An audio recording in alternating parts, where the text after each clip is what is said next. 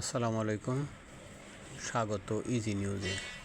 গাজাবাসীদের জন্য মানবিক সহায়তা বহনকারী গ্লোবাল সুমুদ ফ্লোটিলাকে আন্তর্জাতিক জলসীমায় ইসরায়েলি দখলদার বাহিনী কর্তৃক আটক এবং শেষ জাহাজটিকেও আটক করল এবং আটকের মাধ্যমে ফ্লোটিলার 470 অধিকার কর্মীকে ফেরত পাঠানোর প্রক্রিয়াও শুরু করেছে। বিশ্ববাসীকে বৃদ্ধাঙ্গুলি দেখিয়ে ইসরায়েল যে ঘটনা ঘটাচ্ছে গাজাবাসীর বিরুদ্ধে, সেটা টোটালি মানবাধিকার বিরোধী।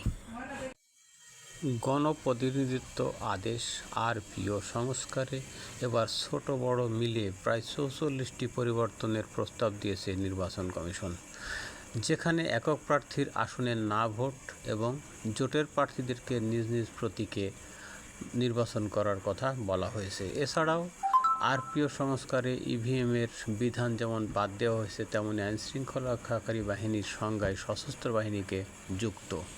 অনিয়মের পুরনো আসনের ভোট বাতিলের ক্ষমতা বহালের প্রস্তাবও দিয়েছে ইসি। খাগড়াছড়িতে স্বাভাবিক অবস্থা ফিরতে শুরু করেছে। দূরপাল্লার এবং আন্তঃ উপজেলার যাত্রীবাহী সকল যানবাহন চলাচল করছে। পণ্যবাহী ট্রাকগুলোকে বিভিন্ন জেলায় যাতায়াত শুরু করেছে, তবে জেলা প্রশাসকের 144 ধারা অব্যাহত আছে। বাংলাদেশ খেলাফত মজলিসের আমির মাওলানা মামুনুল হক বলেছেন, জুলাই সনদের আইনি ভিত্তি অর্জন করেই ভবিষ্যতে বাংলাদেশ জাতীয় সংসদ নির্বাচন অংশগ্রহণ করতে চায়।